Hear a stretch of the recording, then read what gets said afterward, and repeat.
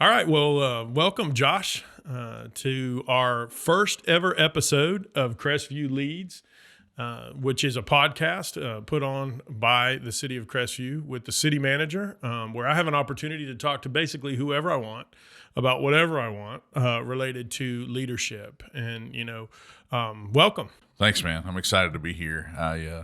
I've been hearing about this concept for a while, so I'm excited to see you get it off the ground. Pretty cool thing. Me too. I, just came up on my 5-year anniversary here at the city. And so 5 years is, pastors, maybe you guys can hang out for a little while, but 5 years for a city manager is usually the time where they're either sending you somewhere else or you're going somewhere else. And so I, as I was kind of looking back on it, I was thinking about all the different things I'd learned. And Chance and I started talking about what would it be like to go ahead and get some of the people that have had influence in my life as it relates to leadership and get them on and just talk about, what it is to be a leader and what the pieces of that process. So appreciate you being here today. Oh, yeah, man. I'm looking forward to it. Yeah, anytime we can talk about leadership, I'm real big on like next generation handoffs. Absolutely. So I love that this is being documented because most of us, we have these conversations. Right. But now putting it on video, on audio, so that generations to come can glean from our mistakes mostly. Right. Is such a valuable thing. So, man, thanks for having me. Yeah, absolutely. So right now you are the head pastor at Hope City Church, which is here in Crestview. Yep. So tell us a little bit about the congregation and that kind of stuff, and then we'll... Yeah, so we started Hope City. It'll be 2 years ago in April. Right. So we're about 1 month away from our 2-year anniversary. Right. April Fool's Day, wasn't it? April Fool's Day. Nice. Yeah. There's a lot to be said for that. But we have a very diverse church, right? Which was the goal. Traditionally, I've always been at churches that were either had people of a certain age or people of a certain background or people of a certain financial demographic. Right. And so when I felt the Lord leading to start a work, my first prayer was, Lord, I want a diverse church. Right. A lot of, I think where our strength comes from is that no matter what we're dealing with, no matter what we're teaching, no matter what we're doing an outreach, we can always find someone who has some sort of history, some sort of connection, some sort of experience with it. And so the diversity of Hope City, I think, is probably one of our greatest strengths. And so going into our second year in April, we're really starting to dig into some of the minutia of building a church, the individual ministries. And we're really starting to see kind of the power of that diversity now. Right. And heavy focus on outreach. Absolutely. So let's, you haven't always been a pastor, nope. Right? Nope. We met, I guess it's been 3 years ago at the coffee shop, and I got an opportunity to get to know a little bit about you from a self-employment side. So you're a little bit of an entrepreneur. Yep. So always been, I still had my first business when I was in the first grade. Right. Just always had a desire to find a problem and then create solutions. Yeah, I love it. And honestly, that's what any business really is. Right. We're all plugged into any business organization. Right. Fill in the blank to solve a problem.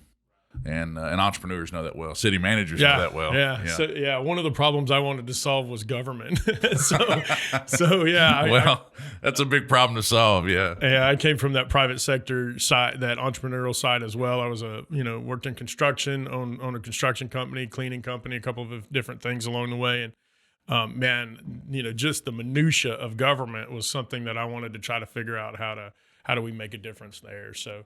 No, I totally get it. I love, I have to beat back that entrepreneurial feel. Same. Yeah, on a regular basis. And yeah, I think first off, your entrepreneurial side is one of the greatest strengths. I think that's why our businesses are really thriving in our community. Because having, one of the worst things for a community is having lifetime politicians. Right. Stick around. I'm a huge term limit guy, yeah. Especially at the national level. Lifetime politics builds a skewed reality. But when you've had someone that comes from the marketplace right. into, especially local government, Right. What you have is you have a perfect mixture of what it takes to actually get things done. Sure. Government is the reallocation of the taxed dollars. Right. Right. Which does not equate to an understanding of how to create jobs. It does not equate to an understanding of how to create wealth. Right. A lot of times it just takes it away. Government. Absolutely. Absolutely. One of the things I really like about our mayor, JB, is Witten, Mayor Witten, is that he sets his own term limits. He did two terms on the council. He is going into his second term as the mayor, or hopefully we'll see. He's going to run for mayor again, but he has already said it's 2 and done. And I think it's that same thing that we're talking about here, where you don't want to you don't want to get too stagnant with it. Getting back to kind of the leadership side of things, what when you think about leaders, what is one of the things that you look for if you want to find a leader that you can look up to? Other than the obvious, I like to see track record. Okay. I want to see.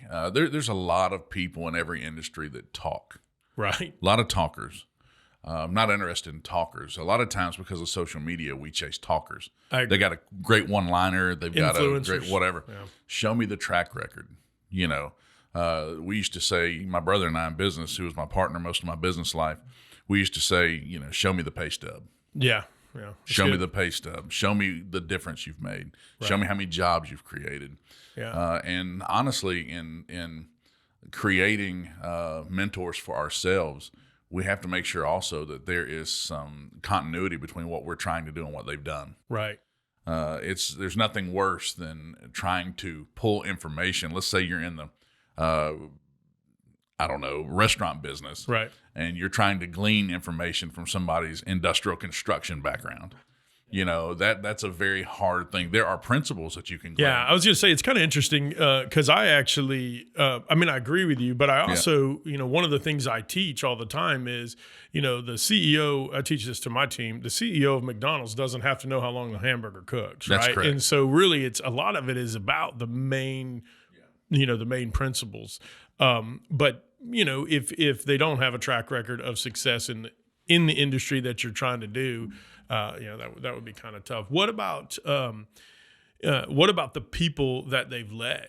So like one of the things I like to do is, try to figure if I'm trying to hire a higher level employee, I want to know how the people that worked for, what do they think about them, right? Like the people that actually served with them or for them. How do you try to judge that in trying to seek out leaders or even mentors? Well, I don't care what business you're in. You're in the people business. That's right. It's all about relationships. At the end of the day, it's all about relationships. I wish I'd have known that earlier on. Right.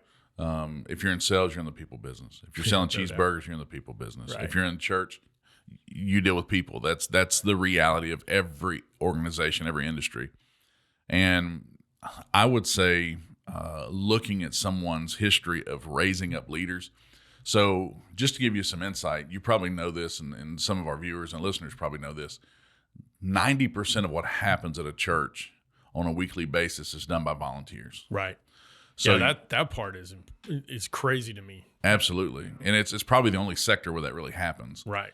But what's interesting is that you have the opportunity to hire people who are really good doers. Right. The problem is they're limited in how they can lead. So you have to hire people not necessarily based on their doing capabilities, right, but on their leading capabilities.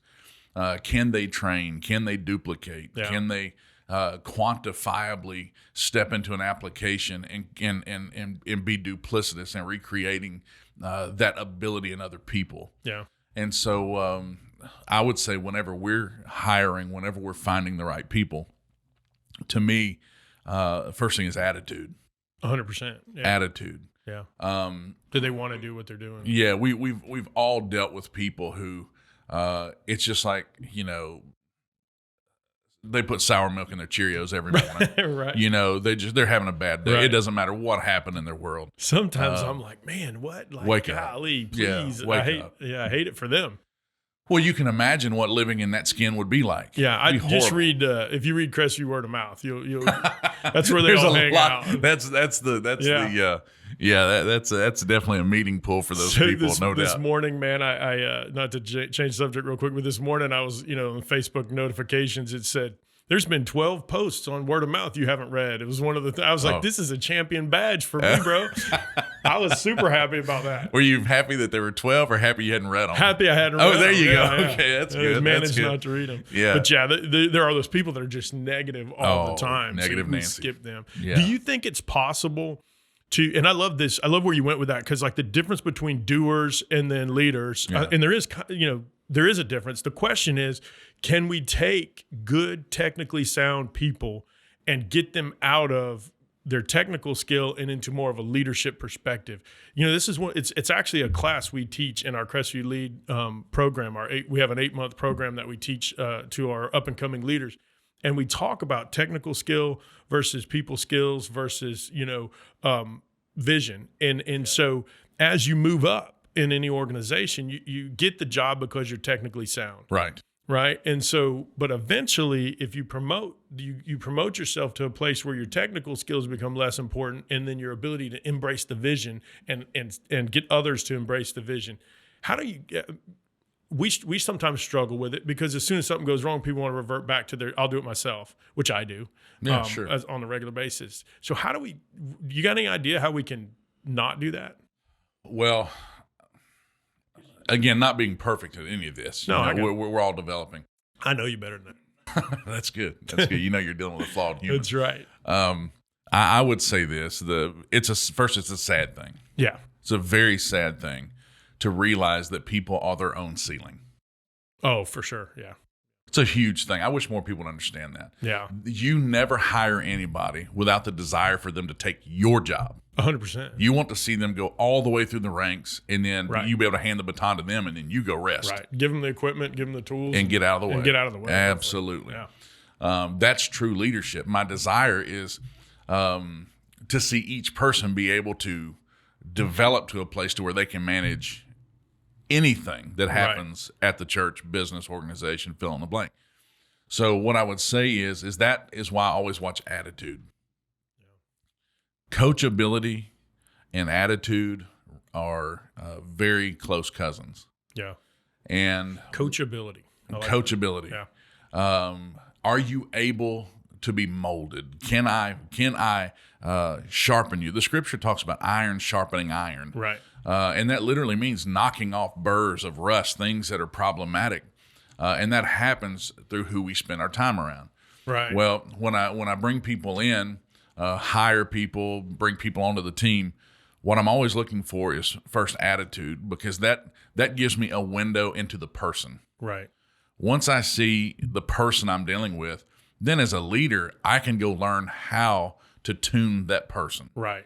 That's where a good leader comes in. Yeah, you have to be attentive. You have to listen. Absolutely. And you have to be just overall, I think attentive is probably a good word for Yeah. it. You got to pay attention to what motivates them, what is Well, important to them, yes. so that we can speak. We talk about it in communication, in our communication class, about understanding the frequency in which you got to communicate, right? Yeah.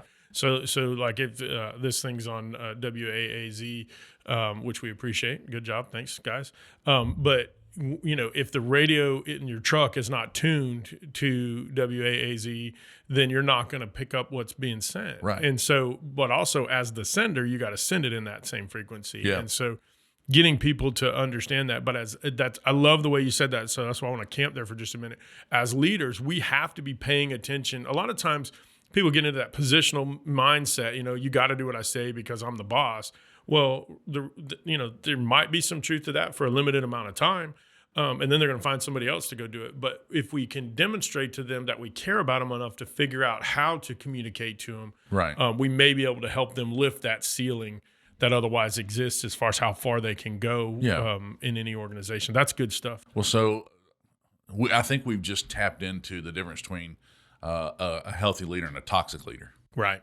A toxic leader says, do what I say, irrelevant Right. of how you feel about it. Right. A great leader says, let me tap into your passion. Yeah. So that way you desire to get up and excel in what I've asked of you. Let me figure out how to fit you into this big plan so Absolutely. you can gain joy out of it as well. Absolutely. And acknowledging that we're all, again, falling back on the scripture, we're all fearfully and wonderfully made. We're created uniquely. Everybody has a unique set of gifts. If I selected you for the job, Yep. then it becomes my job to excite you I and agree. ignite that passion in you. And if I do everything I can do and it's still not happening, then I look for outside resources. I go talk to other mentors, coaches, people like yourself who deal with large teams to get ideas, to get understanding, and say, hey, maybe I've never dealt with this personality before. Maybe I've never dealt with this gift set before. Maybe I've never dealt with this personality. And then if I've done everything I can do, it may be they're just not the fit for what we're trying to do. Yeah. Simon Sinek does this thing where, and anybody who's ever been to one of my training classes that I do, poor guy doesn't know me, and he's definitely more successful than I am as it relates to money anyway. But he does this thing about how, we when we hire somebody, it's like adopting them. You can't unadopt a kid. You own it forever. And it always is. It's funny to me to hear him talk about it. One, he only has like 2 employees, so that makes it a little easier than the 300. but also, it's this idea. What I do like about what he says is it's this idea, this mindset about take your time on the front end to get the right people. Absolutely. That you think you can try to invest in that can get turned around and do that. We had, when I came on here, they had never had a city manager. So you had 7 different kingdoms that were all fighting for limited resources. And so it was very much us against the world in all of these separate silos. And, which creates its own toxicity. Oh, it's so bad. It's so bad. Yeah. And then and they become echo chambers because they're not talking to anybody else. So they're talking to each other, and it's just blah, blah, blah, blah, blah. But at the beginning, there were people who some of the leadership thought I should move out right away. And my thing was, you got somebody who'd been here a long time. The organization kind of created them, and we needed to give them a chance to try to get to see if we could fix or we can't fix it, but if we could get them the right resources to maybe fix some of that stuff. And so, but then sometimes they can't. But a lot of times we did. We were able to get them turned around, and so I love that being attentive. What when you think about leadership and you look kind of back over your career, what is somebody or who is somebody that invested in you, or you got everybody, whenever you ask this question, a lot of times people give these, what leader do you look up to? And it may be some person they've never spoken to, but I want to talk about, like, in Josh Neel's life, who invested in Josh? Because I know you as a great leader. That's why you're here today. Thanks, man. I know you as first of all, an all-around good guy, but also, solid leader. So who invested in Josh that you look back and go, man, I'm grateful I knew that person?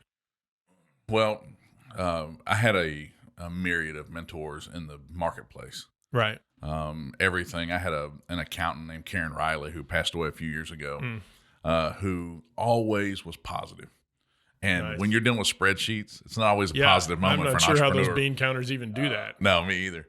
But every time I would sit down with her, there was an encouragement. And so I learned to stay on the positive side of things when it came to even looking at harsh realities. Yeah. You do that for me sometimes too. I appreciate that. Well, at the end of the day, I can't always fix what's happening, but I can change how I feel about it. Nice. And so I tend to stay on the brighter side of things, if nothing else, so that other people, I don't affect them in a negative way. The other people, I would say, my mom has always been a incredible businesswoman. Right. She has always led with great tenacity, and she has a stick to it. And she's had her tax office for over 30 years now. Wow. Does over 700 clients a year, and just is a great picture of just 700 clients a year. 700 clients a year, and she's a one-person show. Yeah. Works by herself. On the ministry side of things, I would say probably a good friend of mine, Wayne Asperditis. Okay. I had given up. Is he in Panama City Beach. Panama City Beach. Yeah. Yeah. He. I had given up on ministry at an early age. Right. and decided telling God what you're never going to do again is a great way to get a laugh out of him, by the way. Yeah. And I said, I'm never going back in the Too ministry. funny. So I went into the marketplace because I had seen ministry done in a way that the person teaching on Sunday was different than the person I do during the week. And I thought there's this disconnect. And I thought, why are they one way 6 days a week, and on Sunday they're this other person? I could never. Well, in meeting Wayne, I saw this great father. Right. I saw a great husband. Right. I saw a passionate Bible studier. A lot of people are passionate teachers, but they don't have passion toward the Word of God. Right. Wayne was all of those things, and then he was still a normal guy. Yeah. Like a lot of times when you're doing everything else right, it warps you to be like this weird offset person who now you're not effective to reach normal people. Right. Well, Pastor Wayne is that. And so cool. Getting to see him walk that out, I said, you know what, wait a second. Maybe you can be a normal person and still preach. Maybe you don't have to be one way 6 days a week and change on Sundays. And so I owe a lot of my ministry to him because he's the one who called out that gift in me to go teach again. So he's definitely one. Yeah. Yeah. So what is someone that you've had an opportunity to invest in that has gone off and been successful? Just in other words, invest in meaning you put you mentored them a little bit or something along that lines. You got anybody that you can think of that you're super proud of? Put you on the spot. Man, honestly, I don't. I hate to you never know what percentage of an impact you are on somebody's life. Sure. Yeah. But I was in youth ministry when I was 18 through 21. And I've had several of those kids now who they message me from the mission field and they tell you stories. Hey, man, I've been in guy in Tanzania said, man, I've been in Tanzania now for 20 years. Right. And the reason I'm here is a quote you gave me back then, and that's pretty cool. So I would say individuals. I would hate to point out names, but again, taking absolutely zero credit in that, because freely I've received all this information. Right. I was born with nothing. I'll die with nothing. Right. And one of my philosophies is finish empty. Yeah, Give it all away. We've had that conversation. So So when you talk about finish empty, what do you mean? In all aspects. Yeah. You will never see Hope City Community Church amassing great wealth in bank accounts. Right. We amass our wealth in investing in the community. And again, different philosophies, different leadership. No, I got you. You will never see us building extravagant buildings. Right. And the reason why is because if a person who's down on their luck, who looks different, who may smell different, who may appear different than us can't come, and we be more worried about them than the building, we have failed. Right. And so the finishing empty to me means that at any cost, whatever I have, if I see an opportunity to make a massive impact, then I give it. And then on a personal level, it's being willing to stop and give time to anybody, irrelevant on the fact that they could ever pay me back. Right.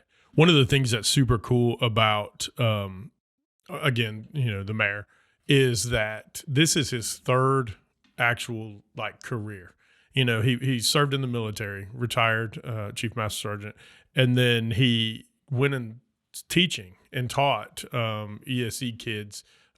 Disabled kids in middle school, I think is where it was, middle school or high school, did that and retired from there. And then he's back doing this thing. It's like, sometimes I look and I'm like, man, that joker works just about as hard or harder than anybody I know. Why is he working so hard? But I think it's that mindset that you're talking about of I'm not going to just, I'm going to spend everything I got from a perspective of I'm going to give every opportunity I have to give back to the community or to give to the people that I might be able to influence some change over. I'm going to do that. Yeah. And so it's one of the things that I greatly respect him for, is that no quit, no, I'm not going to go sit home and count seashells or do anything like Yeah. that. Or sit on a beach and, great retirement, more power to people who just do that. But it's that mindset of there is work to be done and I'm going to keep doing the work as long as I can. So and let me challenge something. You said, more power to people who are sitting on the beach counting seashells. Yeah, they have more power to offer. They have a lifetime of experience. Right. Get off the beach. I agree. Go make an impact. I do Go agree make with a that. difference. I do agree with that. And in our culture, one of the things we fight at the church is, and you and I have talked about this, is we have traded experience for relevance. Yeah. You're talking about nationally. Absolutely. Yeah. I Absolutely. agree. I agree. We want to fit in, Yeah. in general. And it's the same thing when you talk about leadership or influencers Sure. on Sure. Facebook and all this kind of stuff. They're trading that one quippy quote for getting down in the mud Yes. with the individual that doesn't actually have the tools that are necessary, wasn't quite properly equipped earlier on in life, Right. and trying to figure out how do we work through that mud with them. That's Absolutely. so good. Yeah. So we have I think we have a mandate.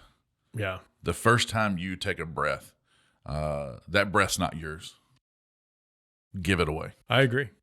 I teach this thing about, we should be at two places in our life, our entire life.